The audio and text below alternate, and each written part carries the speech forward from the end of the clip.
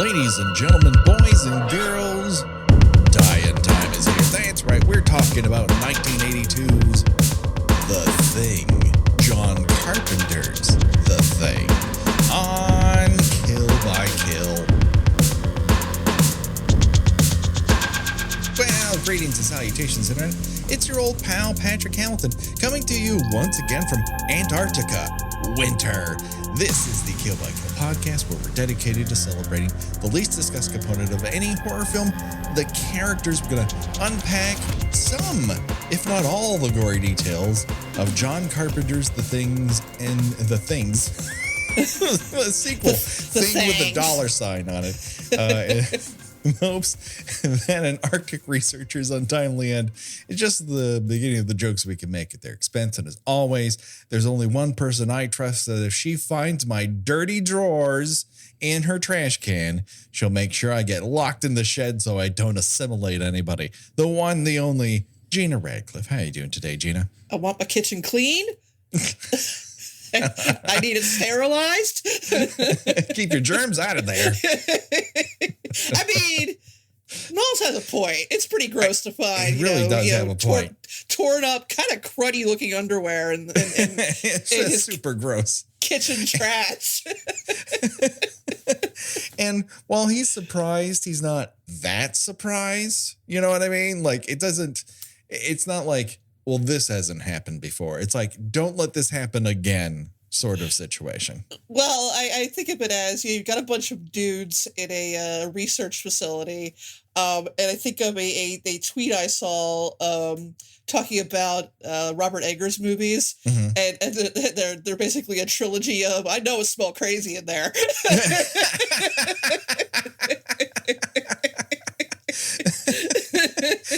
There's two mainly outdoor films and one film where there's a lot of lobster farts, but all of them have a smell that's you can see it. It's just pungent. There's a lot of, I think the things that you have in common with these movies is nobody knows what a bath is. Yeah, even though they might be surrounded by water, there's like, that's fetid. You're all too far gone. And, okay, let's just, things are crazy in the world right now. And there have been times in which the Kill by Kill podcast has been a well-oiled machine where we're very organized and we have episodes and guests lined up and all sorts of things, our ducks in a row. And then there are times like the early summer of 2022 where we started out way ahead of the game and somehow managed to find ourselves deep in a hole which we cannot emerge for a whole host of reasons. And for that, we apologize. But also, it gives us an opportunity to do weird shit like, talk about Parasite 3D, or Gina's idea, which is to talk about one of our favorite horror movies in a kind of not quite so kill by kill way, where we're not so dedicated to the characters, just in case I feel like we could go back to this well. So we're here to just kind of talk about what we love, what we know, how we feel about John Carpenter's The Thing, a classic episode 0, as it were.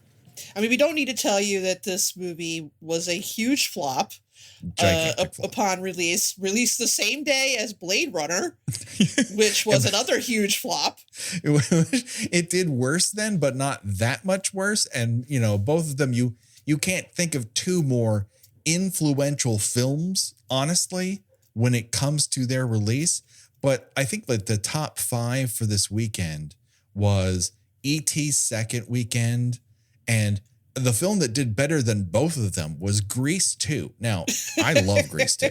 Don't get me wrong. But it shows you how the environment for movie going can turn on a dime, where everyone was okay with Star Trek II: The Wrath of Khan, but Blade Runner and John Carpenter's The Thing, that's too far, baby. Yeah, because I love an underdog. They are both among my favorite movies. Sure. They're both lovable. Like I said, they're two of the most influential films ever committed to celluloid in terms of their reach. Just this week that we're recording this, we're on the eve of when the season finale of Stranger Things is going to come out. And you look at the designs of Stranger Things, especially the Upside Down. It is rife with the human, gross, alien vine look of The Thing. That comes from The Thing.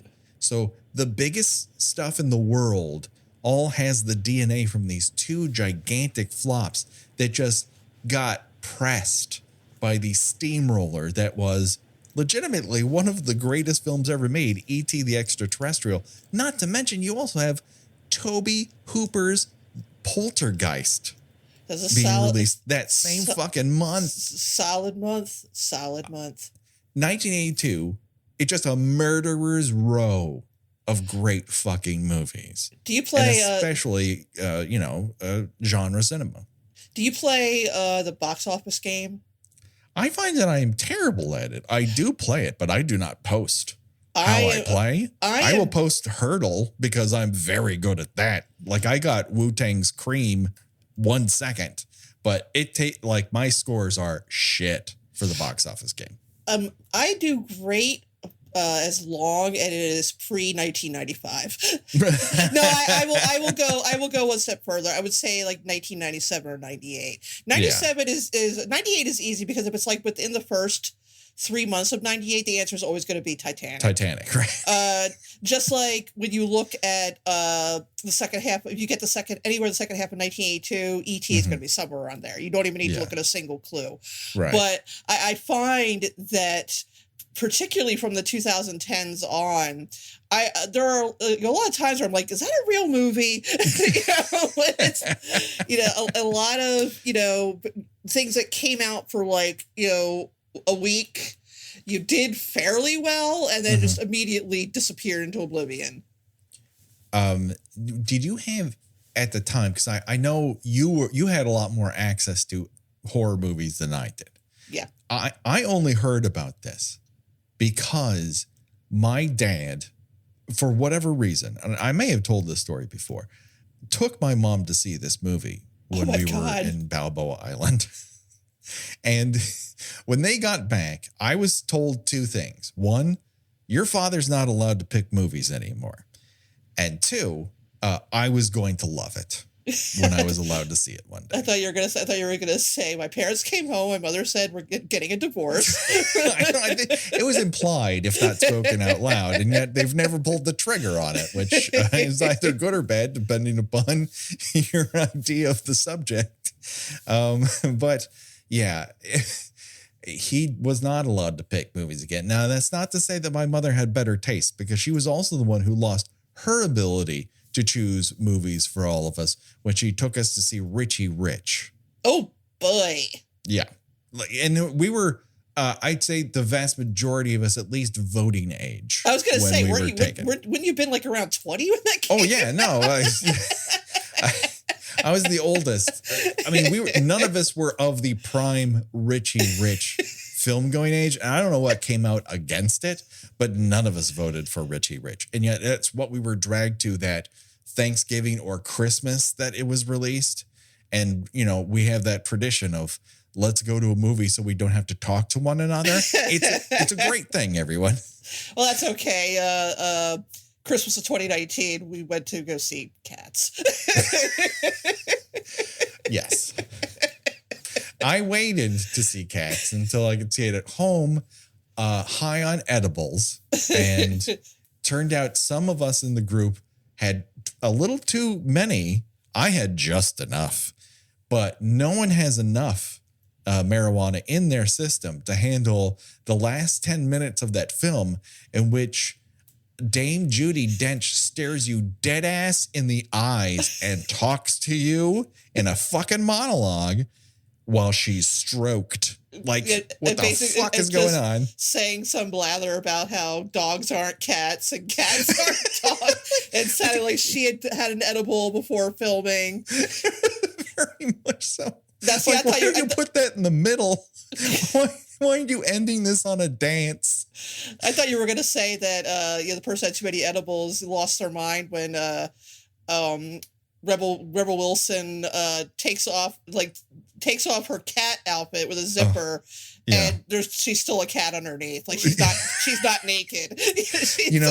That felt, I won't say sane, but like while it blew my mind, I didn't want to stop watching when that happened. I just shouted out loud, "Oh no, oh no, oh no." But when Dame Judi Dench is just like commanding your attention and you're not sure if you're allowed to look away, that's how I felt. Like if I looked away, she'd tell the queen and then the queen will tell my mom or something. I also appreciate that apparently when having his costume designed, Jason Derulo basically said, "I'm not wearing a cup." Listen, I worked too hard for this. I've got three things: a mid amount of vocal range. I can dance, and I've got this Johnson. All three have to be on display. Everyone. You got poor Idris Elba just looking like a Ken doll, just smooth. Meanwhile, Taylor's like, it needs to be apparent to everyone that I've got a rack. Like this has to be out there, everyone. Of all the things she could do to be like, oh, she's sexy now. I mean, it is one of the more ass-centric films I've ever watched in my life that wasn't really about asses. And I recently watched Meatballs, which has a lot of ass in it. What are we talking about? We did say this was going to be a little more conversational than basically people, like if you are not signed up for Patreon, this kind of sounds like what our Patreon episodes are like. It really does have a lot of Patreon energy. We go on way more tangents there and don't focus as much on the movie, like breaking down the movies. And, one of the things that I won't say struggle with, like, it's how the show has kind of evolved. Like, we started off talking about Friday the 13th simply because that had all the weirdest characters that we'd ever seen committed to film. And we thought, let's talk about these people who only appear on camera for 7 minutes and try to make something out of it. And then we kind of morphed over time where we're a lot about character, but we started tackling movies that aren't on everyone else's menu. And let's just be honest. Everyone else has talked about John Carpenter's The Thing. Well, yeah, I just, we talked about, well, maybe we should just have episodes in which, we talk about a movie I really love and we talk about a movie you really love. Yeah. And it just so happens, I don't know, I don't have a lot of love for horror fans who try to tell you that their favorite horror movie is like Cannibal Holocaust. It's like, no, it isn't. Come on, come the fuck on.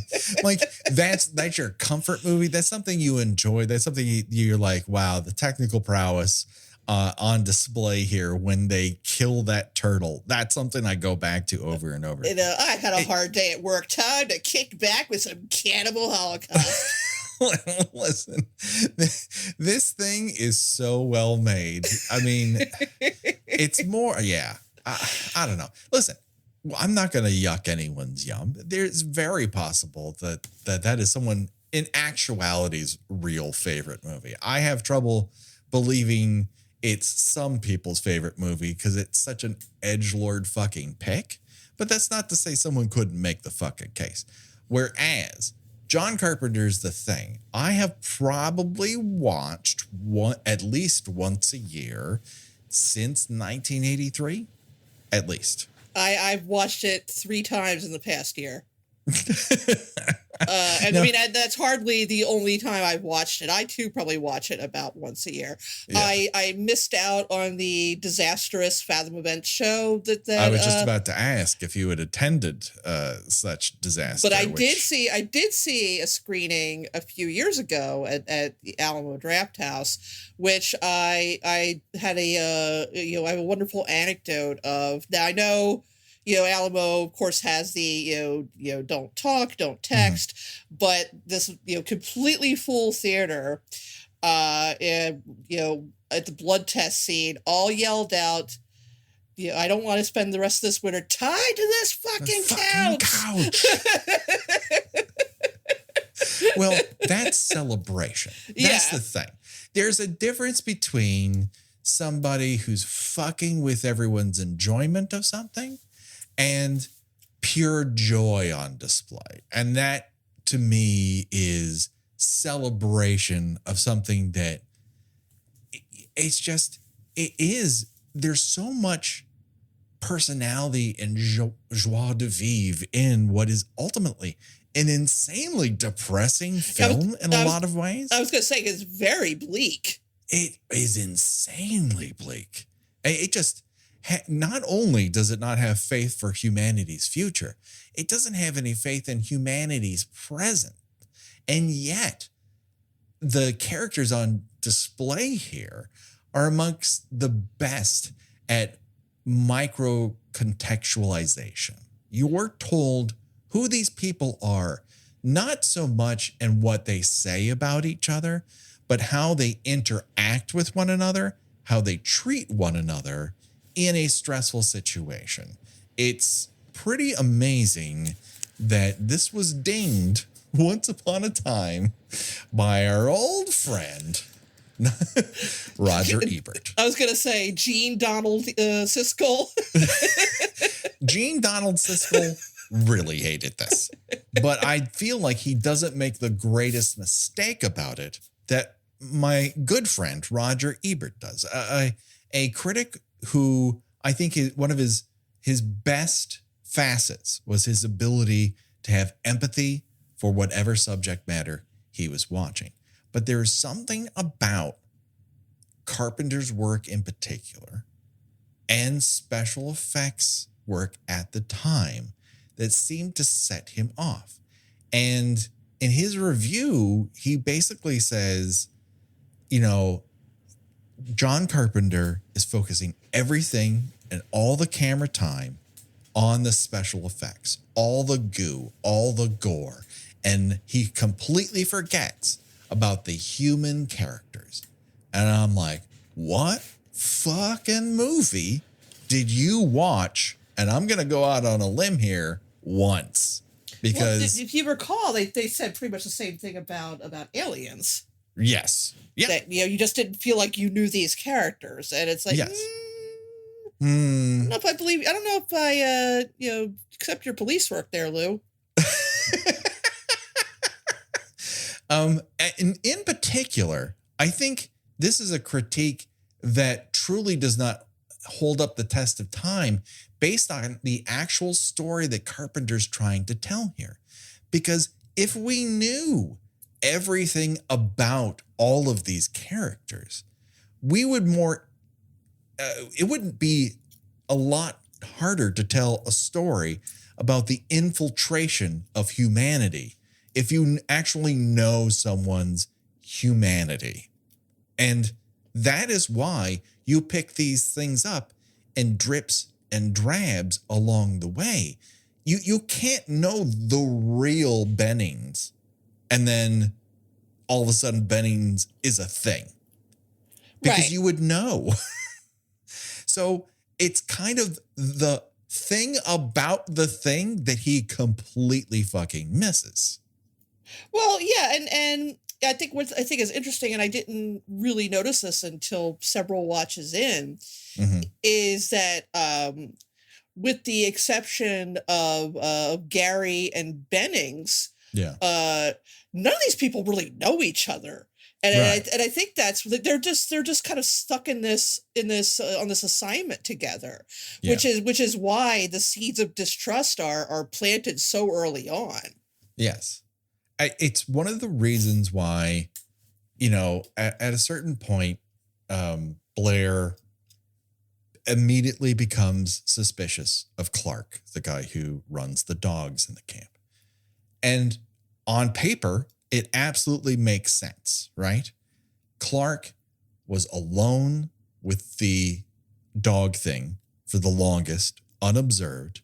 He allowed it to roam the camp, which under most circumstances, no one would have fucking cared about.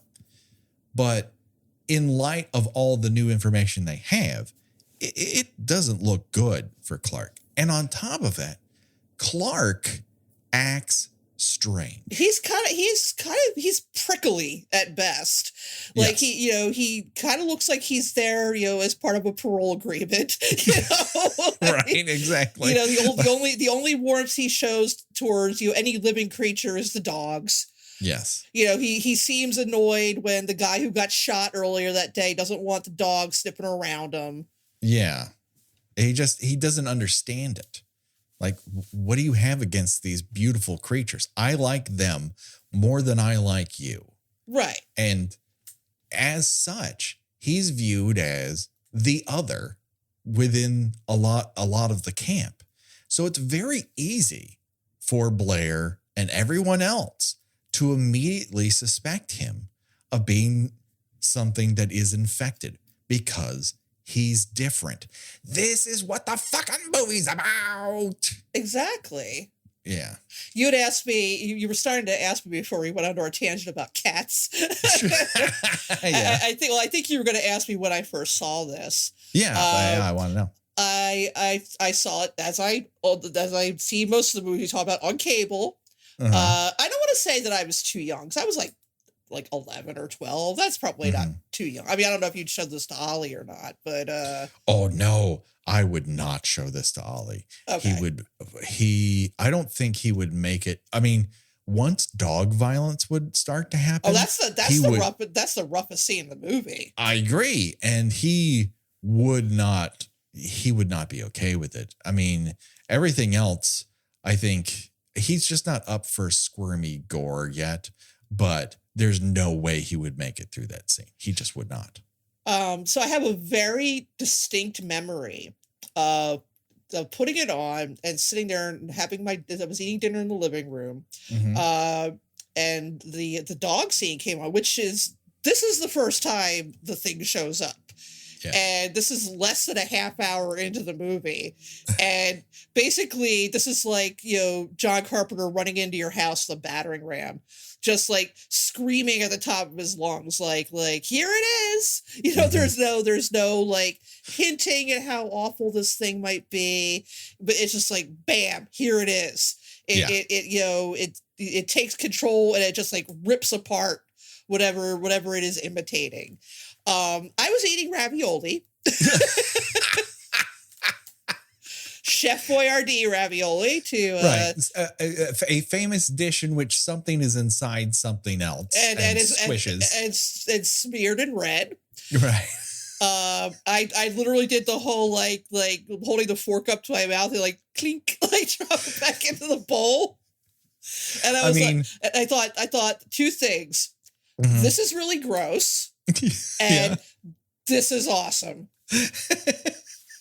My kingdom, for someone in our audience, someone who knows how to draw, to make a plate or bowl of ravioli in which one of them is the dog thing with the crab leg coming out of it and an alien flower hand. I just love how that scene is staged. Yeah. I love how nobody knows how to react to it. Child's a big burly guy, looks terrified. Like he just his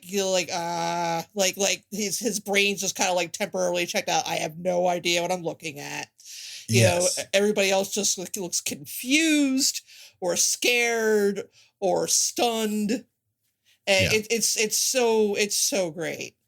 It's amazing. It's incredible that they captured all of that on camera. I mean, the amount of work that went into that from a design standpoint and then an execution standpoint when it comes to Rob Bottin and the year of work he put into this film, at one point driving him to the hospital for exhaustion. It's all of it is on screen. And I think that's both to its benefit and part of what cursed it upon its initial release, because it was too much for people. But if you're going to a movie called The Thing and you don't see The Thing, you're not really getting your money's worth, baby. And here, all the money's on screen. It is one of the, and it's crazy, and it gets crazier, and it gets crazier, and it gets crazier. Well, it's because they, as it goes along, they discover more and more aspects of the thing and how it works, and just unfortunately, they discover this by having repeated horrifying encounters with it in various forms. Yeah. Just that when it starts squirting purple toothpaste at the one dog, he's like, no, I don't want any of it. And then you see it later and its flesh is melting. Yeah, it's like some sort of acid. Yeah. Oh my God. I mean, the flower mouth that comes out of the center of it, and there's just that one random eyeball. Oh my God, the eyeball freaks me out. The eyeball freaks me out so bad. And, at the risk of sounding like an old timer, this holds up, baby.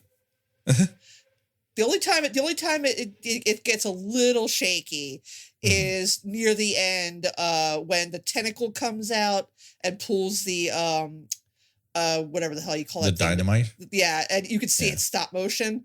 Now, normally I love stop motion. I think it's very charming, but after everything we've seen so far, we just a minute ago saw a guy stick his hand into another guy's face. Yeah. Right. So this was a bit of a letdown. Yes. Yes. I can. Yeah. There is also something about the stop motion of that particular early 80s period that just doesn't work quite as well. And I would also point to the Clash of the Titans. Right. Yeah. I was thinking the exact same thing. Yeah. It just doesn't, for whatever reason, whether it was the stock or how often they had to process it, because you couldn't digitally process anything, obviously. So every pass that you do, you're sending that film through the machine another time. And it always adds like 1,000% more grit and grime onto the lens. And it just makes it look faker and faker and faker and faker. And you're absolutely right. Because you've seen so many in-camera tricks that are so amazing. When crab legs come out of Palmer's fucking head, or not Palmer's head, out of Norris's head. My apologies. Out of Norris's head. That is one of the wildest fucking things you have ever seen on camera, and it's just in reverse. It fucking works. It has that charm that is missing from that one, 30-second sequence. It's not a whole lot. No. And I liked the concept of I think it was 2011, the thing. Mm-hmm. I like the idea of the events leading up, literally, to, right when the 82 thing starts. Sure. I thought that was pretty interesting, and everything fell into place. You've got the guy who committed suicide. Mm-hmm. You got the things they discovered. Mm-hmm. You got they show you the dog escaping. Right. But the CGI in it is just so shitty. Have you seen? It's so bad.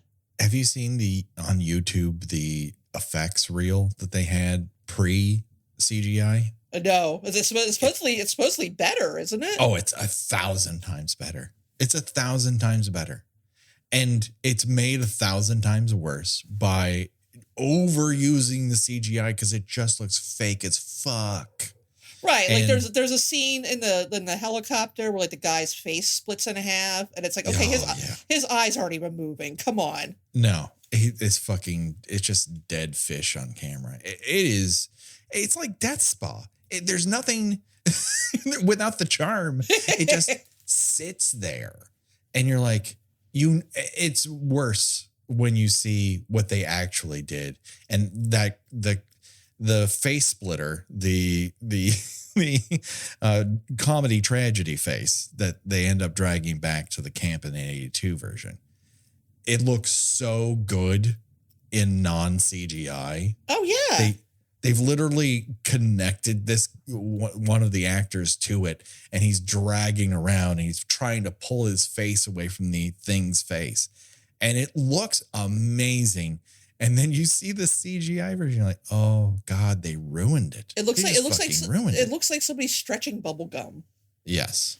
It looks flat, and no one knows how to look at it appropriately. We will maybe cover this in a separate episode, but just a smidge of Jurassic World domination talk.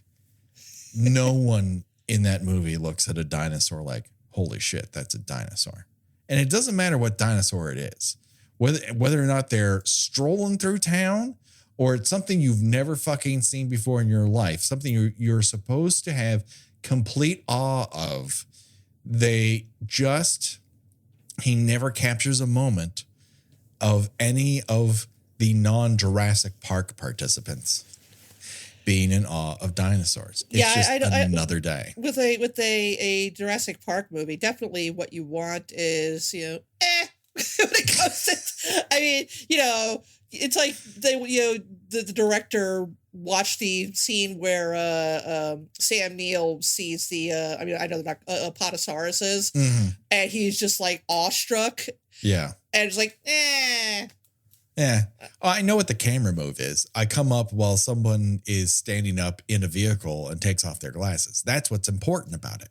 No, you're mimicking a camera move, but not the emotion.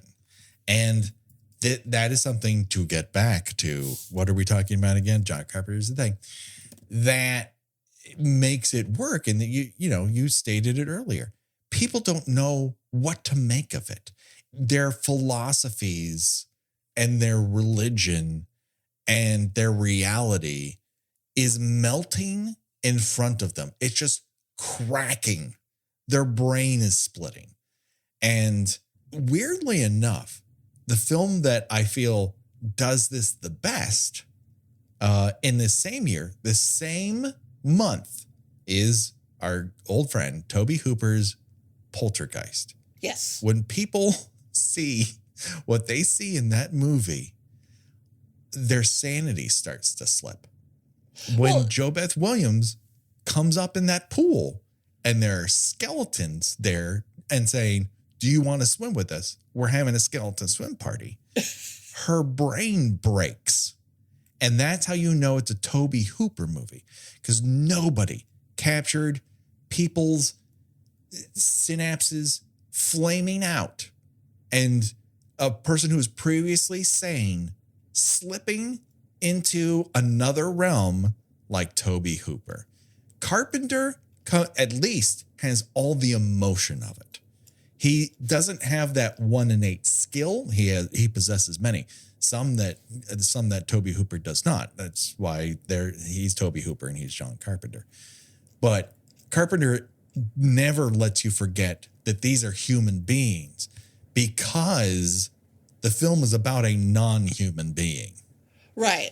I was reading up a little bit before we decided to do this, and Kurt Russell was given some leeway to sort of flesh out his character a little bit. I mean, none of it really comes out, but it's more in how he decided to play this character. Sure. And he basically decided that MacCready was an ex-helicopter pilot in Vietnam, who through his either through an accident or his own something he did incorrectly, got someone killed or something of that measure, and that's now why he's an alcoholic. Right.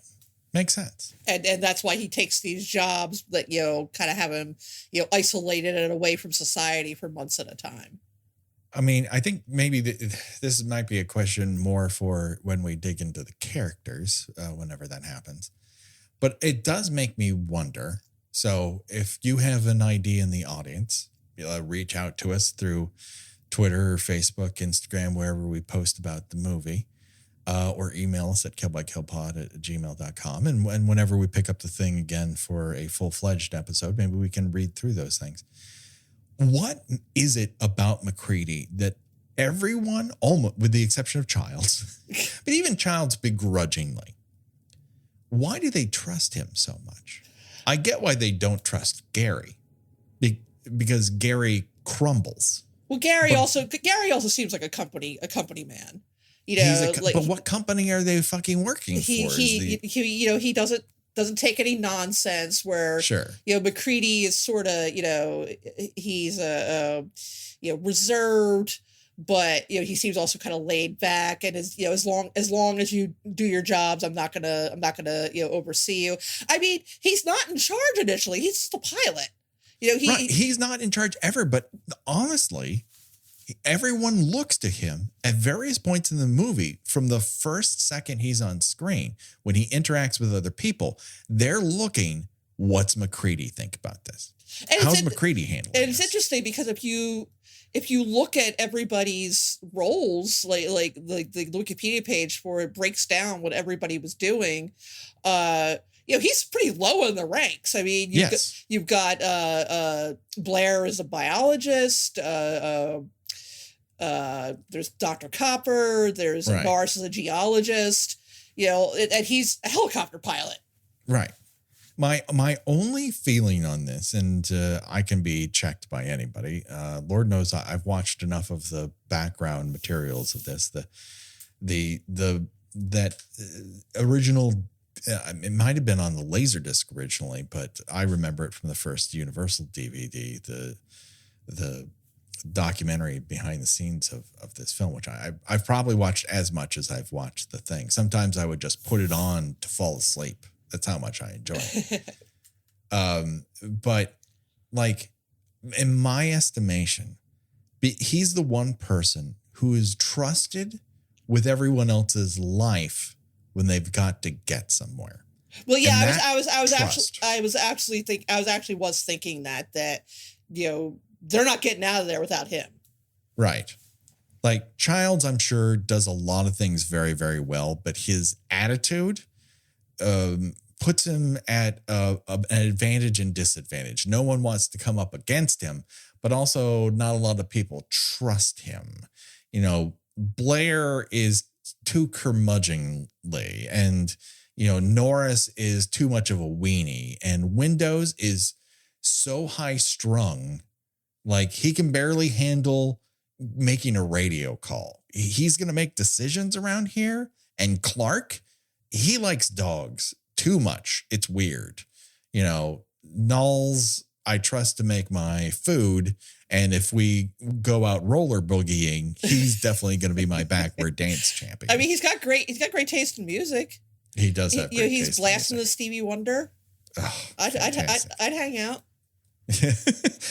There are a lot of good hangs and bad hangs, but MacCready is the one person that you most often put your life in his hands. And therefore, that just builds up trust over time because he's the one who's constantly earning it. Like his opinion of whether or not we can go up, whether or not we can fly here or there is the sacrosanct. Like his ability has been proven over and over again. Whereas no one trusts Palmer to do anything. Right.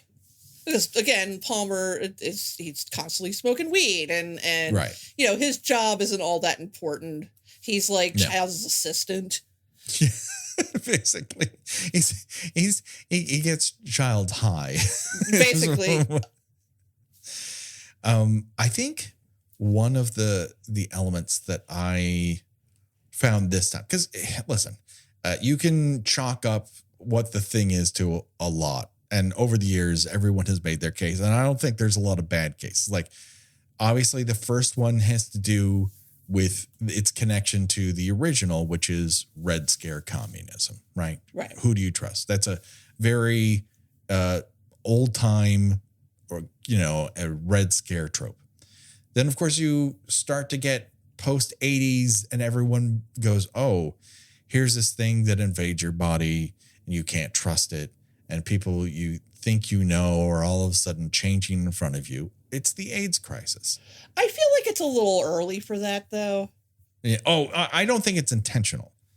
I think it is part of, when it comes to that, is the disintegration of trust in social structures post-Vietnam Watergate and Reagan being elected to the White House. Well, this movie was pre-Reagan, but an obvious. I mean, Reagan's elected in 80, goes into office 81. So well, no. I was going to talk about another. Was going to reference another movie that came out.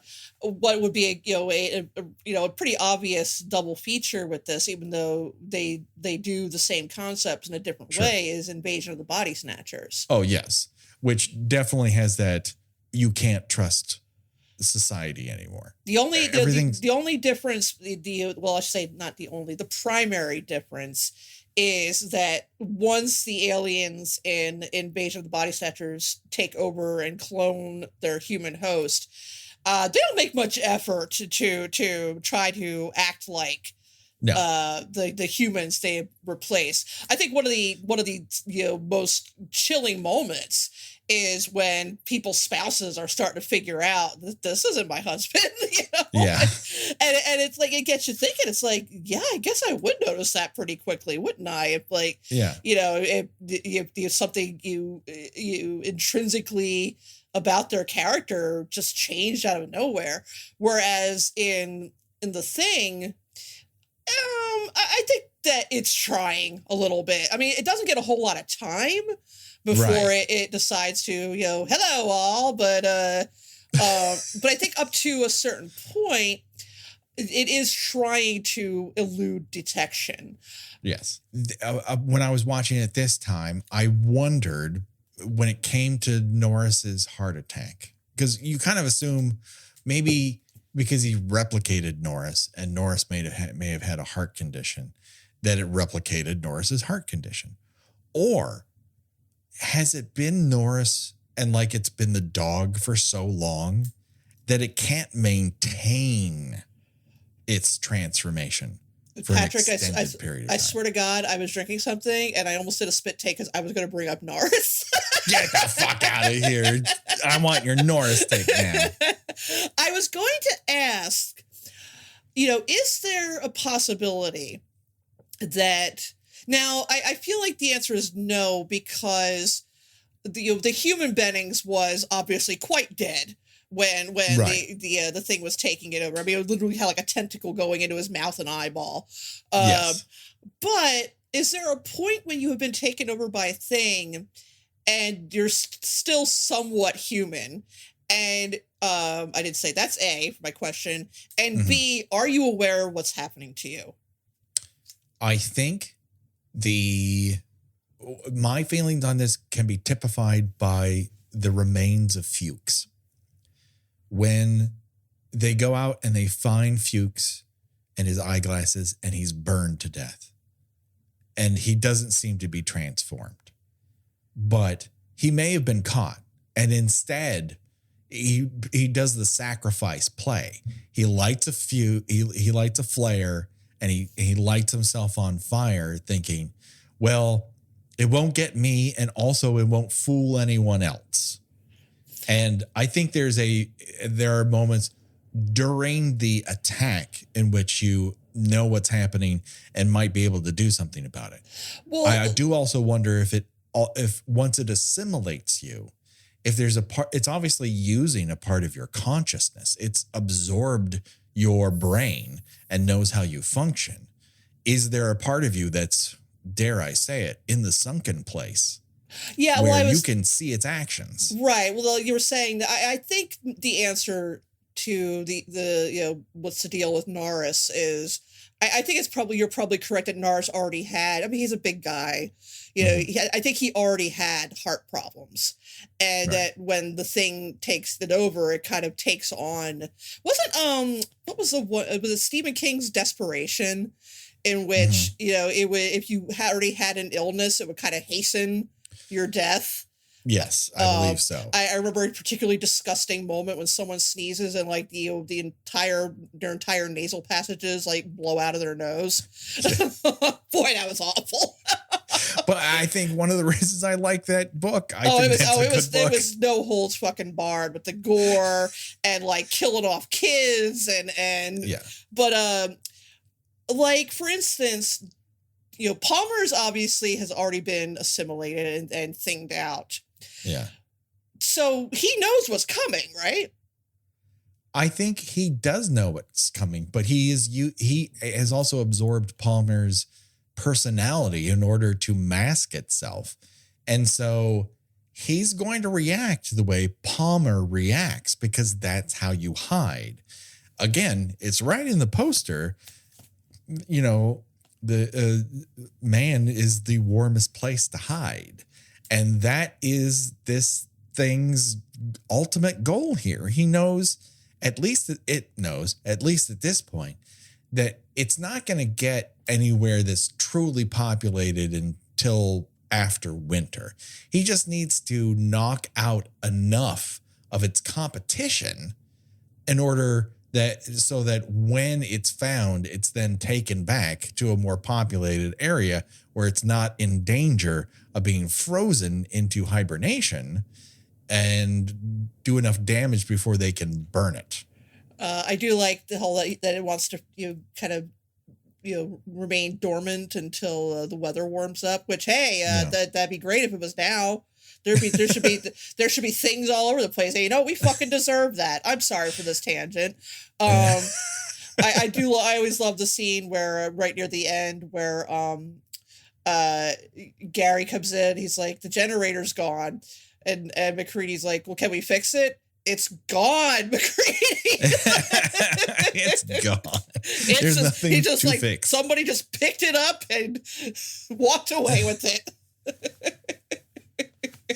All right. I just want to let's go back to Palmer just very quickly because upon watching it this time, I think I've had the idea before, but it makes so much more tragic sense if you also want to be bummed out by this movie. That Jesus fucking Christ. Was that helicopter like directly over the roof? They're coming to get you. What have you done? Becky shouldn't have robbed that bank. But we need the money. That's the thing. That's where they keep all the money, Gina. Don't invest in NFTs. Anyways, Palmer, speaking of hokum, Palmer has that one little speech where they're like, let's face it, like this thing's a fucking alien. And Palmer's Childs is like, Palmer, do you believe this bullshit? And he's like, well, yeah, they practically own South America. It's all that chariots of the gods, racist alien bullshit that like, oh, there's no way these Indian, civilizations would have been able to figure out how to build a pyramid, even though like every civilization at the time figured out how to build a fucking pyramid. So it's, oh God, I hate it. But that is the danger in shitty conspiracies, because shitty conspiracies allow us to dismiss real conspiracies. How were, real politicians and journalists somehow shocked by a terrible coup, a sloppy coup, and because the idea that these feeble jokers and fucking hokey racists and dumb Trump dipshits, how could they possibly mount an insurrection? That's too crazy. Well, you do it because you have a bunch of shitty conspiracies that occupy everyone's fucking time and brain space, like QAnon stuff. All that is stuff that muddies up the fucking water for real, legitimate, happening in front of your face conspiracies. Because that other stuff, no one can fucking hold the fucking secret. And guess what? No one could hold a fucking secret when it came to January 6th either. This is how they get you, everybody. They use your fucking humanity against you, and that's how the thing wins. I mean, is there any line of film dialogue that sums up the past 2 years better than nobody trusts anyone and we're all very tired? So I have a question about this, Gina. I'm glad you brought this up, because how many times have we seen that screen grab on Twitter and since 2016, right? Correct. So why does MacCready erase that part of his speech? Why does he record it, think better of it, rewind the tape, and record over it? That's a good question. This has been puzzling my thinker all goddamn day. I wondered that myself. Maybe he didn't want to have anyone. He didn't want to imply that they had done this to each other. I don't, some sort of like Donner Party thing where they all went crazy and killed each other. Oh, that is a very rational I'm explanation. completely pulling it out of my butt, but no, well, I sprung it on you, but I also think that is an explanation that makes perfect sense because it slowly starts to dawn on everyone, and Blair's the first one who figures it out with his cute little computer program. And his cute little, which is very 1982 accurate, and that's why I love it. His cute little gun.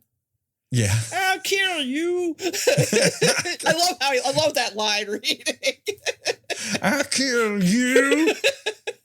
Oh, when are we doing Hard Target? When are we covering Hard Target? Clark came to Antarctica directly from his stint playing a bartender at the Tombstone tourist town. Oh my God. Oh, movies are awesome. They are the best. They're just so cool, man. They are. Can we just talk about how awesome movies are right now? Especially John Carpenter not movies. Right now. Every era, like even in 1982, there were some shitty ass movies, everybody, as good as it was. Yeah, like I said, play the box office game because you will be like, that's not a fucking movie. Or you get a situation like today's puzzle, today being June 29th, which presumably this will go up next week, so I won't spoil it for you. Where the top 5 movies were Major League 2, The Mighty Ducks 2. Oh my God. A movie I don't even recall called The Paper. With Michael Keaton. Yes. The Ron Howard joint. Naked Gun 33 1/3. Oh, love it. And I want you to try to guess what the 5th movie was. You'll never guess. No, man. Do you have a hint for me? Academy Award winning. Oh, what year are we talking? 1994. 1994 Academy Award winning, and this was the spring. I think it was April. Yes, it was April. Okay. Whew. Academy Award winner for 1993. Oh fuck! This is why I suck at this game. I don't know. Was it the Academy Award winner, or it just won some Academy Awards? The Academy Award winner. Oh fuck! Do you know? Well, Silence would have won in 93, but this would have been, but came out in 90. No, that came out in 91 and won in 92. Oh, fuck. I don't know. Tell me. Schindler's List. Oh, of course. Schindler's List. Major League 2 did better at the box office that particular week than Schindler's List.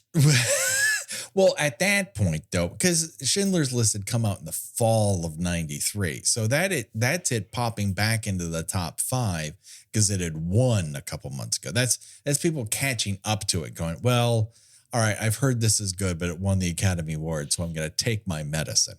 It's still so jarring to me. Like I saw the tagline, I'm like, I don't know what this is. And then I clicked on Liam Neeson, I'm like, oh no. Really? But also, if you're one of these people who complains that movies these days are all just sequels, I again implore you to play this game because you will see that sequels have been around for a very long time. Yes, and remakes and doing the same movie with a different fucking name, it just has always been a part of what it is. It is not. As April Wolf has often said, and I love to quote her because it's a very good statement, in that it is not what happens in a movie, but how it happens. And John Carpenter's The Thing is a wonderful example of essentially remaking a premise but making it a completely different movie by what happens within, like how it tells that story, could not be more different than the original Howard Hawks version of The Thing from Another World, a movie that if you took a drink, everyone slams a door, you would be dead half an hour into the movie. Everyone walks in, closes the door, walks out, closes the door.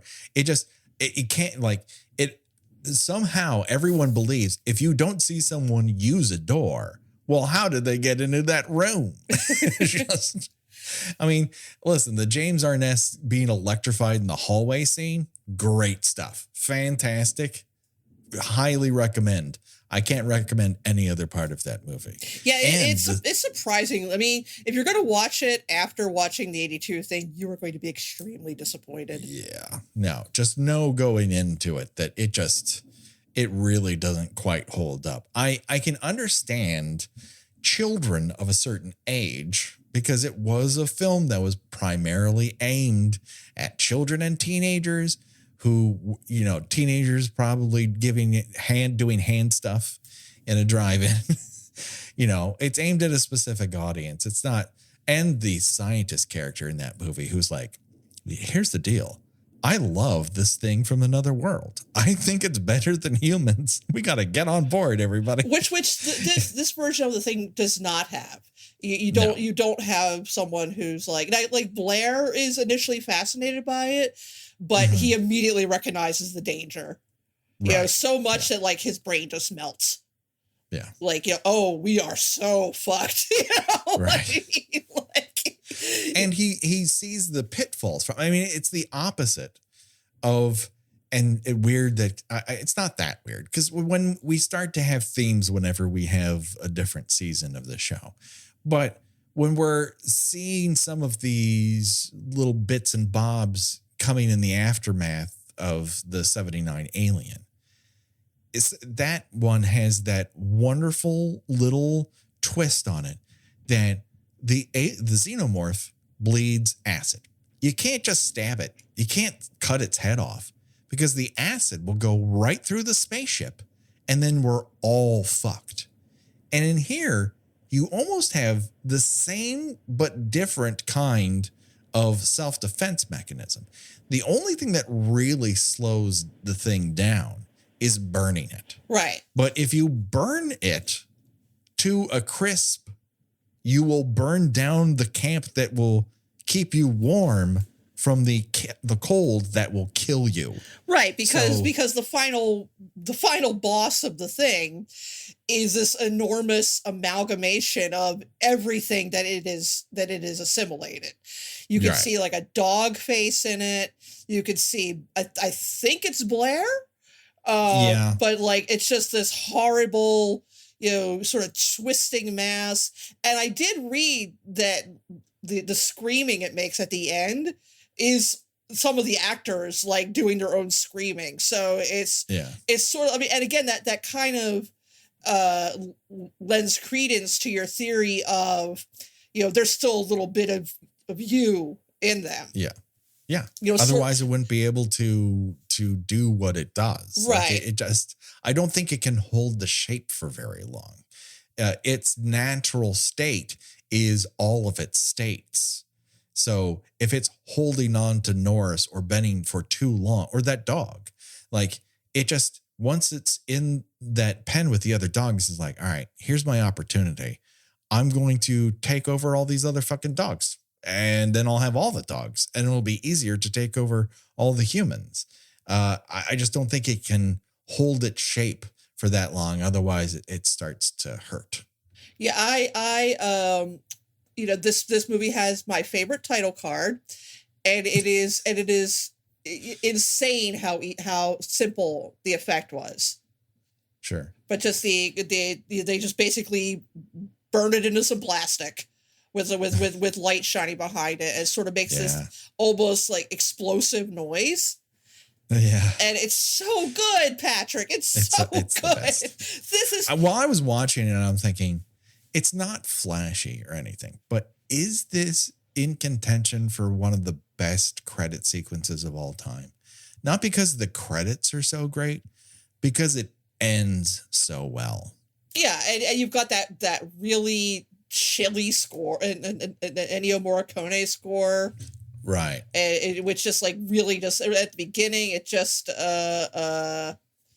just sets the whole theme, like, where you just kind of feel a little, you're kind of hunching your shoulders up a little bit because suddenly you feel really cold. Yeah. And it sounds like a heartbeat that's slowing down. Yeah. There's something about it that is as primal as the Jaws thing, that it's incredible. I mean, Morricone, obviously an incredible musician whose scores are, some of the best ever committed to film. And yet there's part of him that takes on the challenge of a Carpenter film where he goes, I'm going to add you into this. There's no way we can have a Carpenter movie without some Carpenter element. But there's also, big orchestral sweeps to this. It's not just, masses of chords and chords. There's a warm orchestra to it, but it's so Carpenter, it's not Carpenter also on top of that. Right, exactly. Everything about this movie is so fucking good. Yeah, I always make a joke about how a movie is flawless or a masterpiece. This really is flawless, no notes. Yeah, it truly is. Like, there might be quibbles here and there, but ultimately, the sum of all of its parts are amazing, and the parts are amazing. Right. And I can kind of believe why, if you went into this movie in an era where even haunted houses built on graveyards were fun, and there's fun to be had here, but you have to be of a mindset for that fun. And I just don't think people were in a mindset for this. Well, the general belief is that after E.T., which again had come out a week before this, yeah. So I mean, if this movie failed, it was mostly the same goes for Blade Runner. I certainly, if Blade Runner had been released later in the year, I think it would have done a lot better.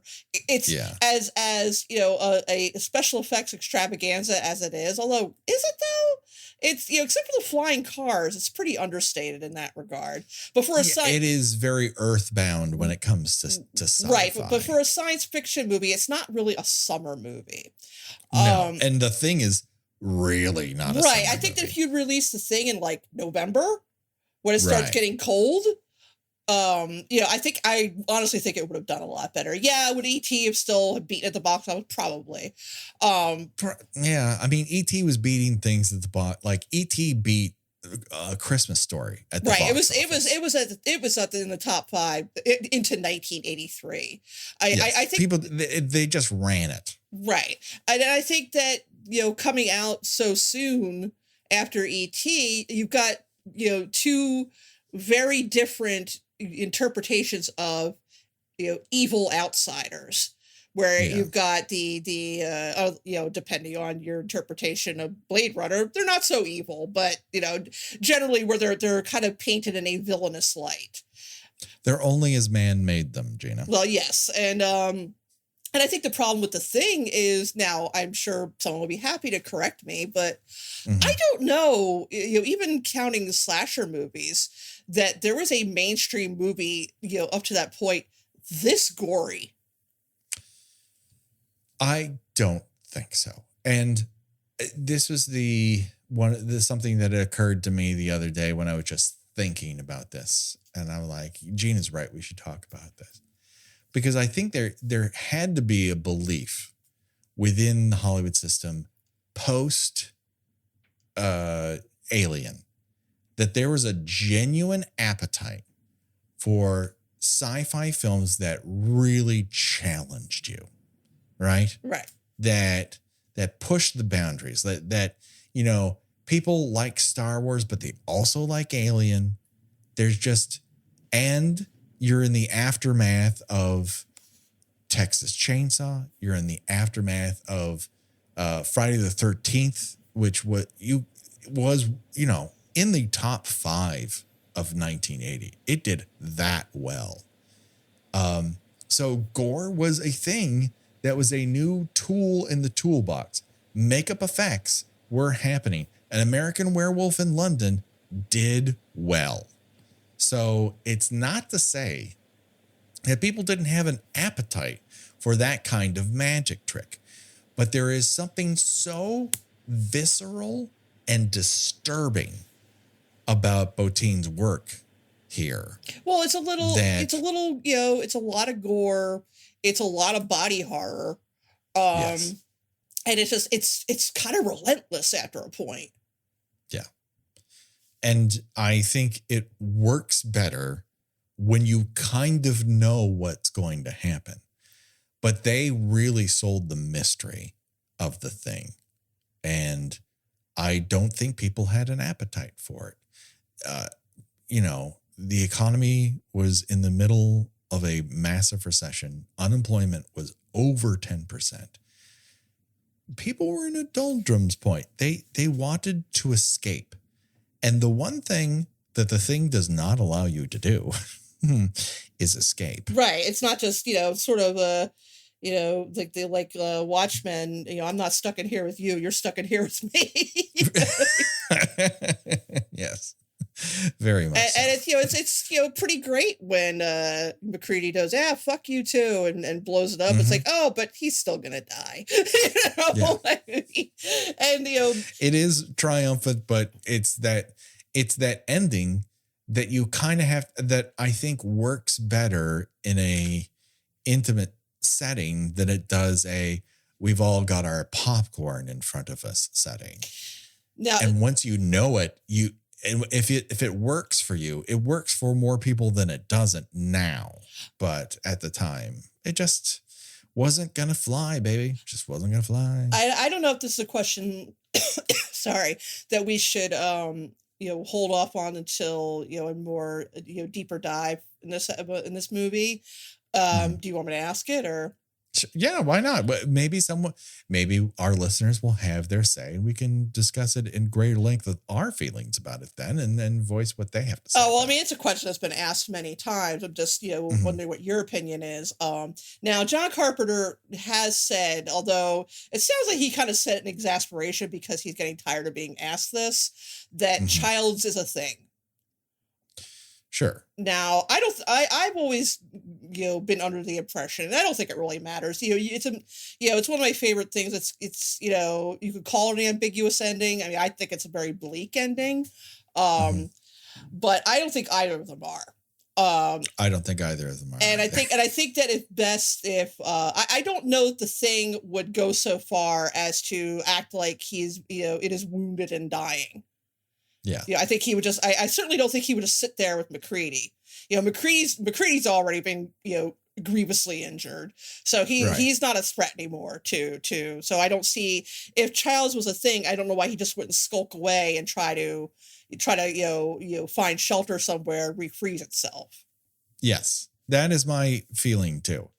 And the fact that they can't trust one another and that they're both human, I think is the ultimate answer to the movie. Right. Like that it doesn't tell you is a great facet of the film. Right. That you can have a different opinion does not in any way, shape, or form, in my mind, make you wrong. Nor do I feel I'm right. It just feels right to me, given the thematic information I feel the film is going for throughout. Exactly. God, this movie's so good. So fucking good. I could watch it. I could watch it once a week and not get bored of it. It really, the dialogue sings, the performances are so committed. Everyone knows exactly what they're doing and what kind of movie they're in. They're all committed to the game. And because the effects are so visceral and real and bizarre and their reactions are so legitimate, like, you gotta be fucking kidding me. Works. And people have tried to do that again, and it's really hard, especially in the CGI era of you gotta be fucking well, because you kidding can't, me. you don't know what you're looking at. Right. And here they know intimately what they're looking at. And even though people can do grander and supposedly greater things, it doesn't get much grander or greater. It's hard to do these days. Every once in a while, someone figures out a way to do a variation of this that really stands up, and I congratulate it. But it's tough to do. Yeah. Splinter is one that I feel is a little unsung, that comes very close to this in terms of that's so fucking disturbing to look at. I can't believe that's real, and yet it is real. Have you ever seen Splinter? I haven't, but for a split second I was confusing it with Split, the M. Night Shyamalan movie, and I'm like, Patrick, you okay? I have something to confess. I've had a brain injury. That film's fine. That film's good. I played football, and I took too many hits to the dome. I took a dive into a pool and it was empty. No, Splinter. I can't remember. I think 2003, 2004. It's a good flick. It's solid. But that just about does. We won't play Choose Your Own Death Venture because we'll save that for our deeper dive. But there's no good way to die here, people. Oh, it's all terrible. I mean, even at best, maybe you'll freeze to death. Yes. Honestly, that might be the nicest way to go. At least you'll get drunk while you're doing it, or maybe burn. I mean, you also got the Norwegian guy just takes a shot to the melon. That's not too bad. Yeah. That one guy who slits his own throat and the blood freezes, he's really dug in there. And I don't remember enough about it. Yeah, that's in there. It doesn't show him doing it, but he's discovered. Right. Okay. Do I want to watch the 2011 version again? I mean, again, I like the concept. I mean, it really takes the idea of a prequel, the free part, and what if we made a prequel that ends, approximately 10 minutes before the next movie begins? Right. Well, I don't begrudge them for trying. And I do feel like their intent was to make the best in-camera effects movie they possibly could, and they got fucked over. How many movies have we covered here that are just massively fucked over, and about it, and you just have to wonder, how could you make decent art out of something like that when they take it out of your hands? And sometimes you watch a movie and you're like, why didn't they take this out of someone's hands? This is the worst possible stab at this you could possibly give. So I don't know. It's a rough one. I was just thinking about that Nightmare on Elm Street remake again the other day. Oh God, why? Have you seen the memes going around on Twitter? It's like, choose your favorite movie from the 2020s, 2010s. I think I've seen it go as far back as the early 90s. And one of the selections in whenever the fuck decade it came out in was the Nightmare reboot. And I'm like, what kind of maniac is picking that as the movies they would save? Right. And we said it on the show when we covered it. There seems to be this weird non-issue, and we talked about it. It's not a Jackie Earle Haley problem. And everyone's the other day I said, it's not a Jackie Earle Haley problem. Yeah, that's not a problem anyone has with that movie.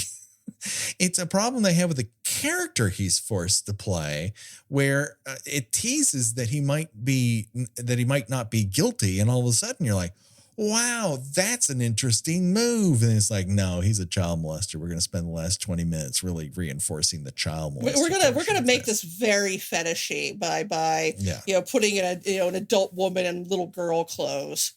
Oh, God damn it! Forgot that part, didn't you? Oh, I did. I think I wanted to, and now it's back in my head. Oh, what a motion picture. Now, see that one. I have a lot of notes for that one, as opposed to The Thing. Right, I can speak extemporaneously, and yet I had no problem watching it again. I have a whole bunch of notes I haven't even gotten to yet, but I feel like we've sold people on watching John Carpenter's The Thing, though, don't you? Oh yeah. Yeah, I mean, this is if you're on the fence. Yeah, I mean, I know we kind of came off as a little, reserved. Yeah, we're trying not to be fangirlish about this movie, but yeah, we really care for it. And if you haven't seen it, don't feel bad. There's a million fucking movies in the world. No one can see them all, baby. And I promise you, there's something that I haven't seen that you're like, you haven't seen that? We all have. We have a bunch of them. There's a lot of movies. Just, give it a shot. Yeah, I was gonna say, give it a chance, because you are in for a treat. And I'll tell you what, I have found very interestingly that a lot of people who don't like horror, for some reason, will like this. And I think maybe it might be because it's so outrageously over the top that it's like, okay, this is something like this is not going to really happen, So there's a very distinct line between, okay, this is a little too real. I think if anything, it was going to be upsetting, it's going to be all the gore. But it's I don't know if it's a movie that necessarily gives you nightmares. It's just very unnerving. Yes. I think it could be the thing that gives you nightmares because its imagery is so crazy that it could worm its way into your brain. Like, I don't think The Brood is particularly gory, but every once in a while, one of those little clone little girls pops into my brain. And they're like, and they're little exterminator uniforms. Yeah. Yeah. They're little parkas. And I'm like, oh, fuck. Like, it's just part of my brain chemistry now that scares me. So it's possible with that too. But it is legitimately just what a wonderful movie. And it's a shame that it didn't do well. And I know Carpenter is sick of also people telling him it's a perfect, brilliant movie, because it tanked his career for a little while. He was supposed to do Firestarter off of this. He had gotten a 3-picture deal, and they're like, "Yep, nope, we're not going through with this contract." This is terrible. This is bad, and you should feel bad. And I personally feel like he was saved a little bit by not doing Firestarter, because that new one kind of shows you that some things are better on the page. Yeah, I was going to say, it's a concept that works like a lot of Stephen King novels. Yeah. It works much better as a book, and, with your own thoughts conjuring up, what a certain scene might look like, because it's, again, like Desperation. Now, of all fucking things, they made it into a TV movie. Yeah. And it's like, that was back when that was the only medium you could make a Stephen King heard about that, and I'm like, are you fucking kidding me? Now, like, the only thing they did right was casting casting Ron Perlman as the sheriff, who I think he's the one that blows his nasal mucus, like his nasal passages out I remember it specifically. I remember this scene in the book, because like went all over his dashboard. I'm like, oh God. Yeah. But it's like, talk about neutering something. Well, yeah. And there's no way you can evoke when that kid, I don't like the religiosity of it. Whatever. It's part of the content. But when he forces himself through the bars, because he's the skinniest one to do it, but he kind of gets caught, like, that description in the book is nightmare inducing. And it's hard to capture on TV, on a TV budget, making that work. It's just hard to do. It's really hard to do. Yeah. So that just about does it, but don't worry, folks. There's more to come. Gina, where can people find you on these here internets? I write about movies and television at thespool.net. I have recently reviewed the hit horror movie, The Black Phone. Oh yeah, it was fine. Okay. I'm not quite sure. I get the rapturous, this is the scariest movie I've ever seen applause. It was fine. Okay. And I will be covering season 4 of What We Do in the Shadows, which is one of the greatest TV shows of this century. A wonderful tour de force of both comedy and I think it does kind of the human heart of it is what carries the day, but it is a fantastic joke machine. Oh, yeah, absolutely. And I am on Twitter under Gina Does Thing. Do it today, people. Check it out. Rate and review us on whatever your podcast of choice. We haven't been rated or reviewed in quite some time. And I would love to see more of it. It helps us be seen and heard by more people. Josh Hoss does our artwork, and Revenge Body does our music. Go to Revenge Body at Bandcamp, and you can get our music and his and so much more. We have the TeePublic shop for all your Kill by Kill needs. We have some cool stuff up there that you should check out today. Our Patreon. We do have some new patrons. Let me just cool. say hello to Malcolm, Eli, and Jessica. Malcolm, Eli, Jessica, thank you for helping keep this podcast going and free for all to listen to. We truly appreciate it. We're hoping you're getting the most out of our extra movie coverage every month and our Halloween commentaries. We've got the Rob Zombie Halloween up, and at the end of this month we'll have his Halloween 2. So that will be interesting to hear about. Don't worry, folks. The body count will continue for myself and for Gina. Bye-bye, everybody. Bye.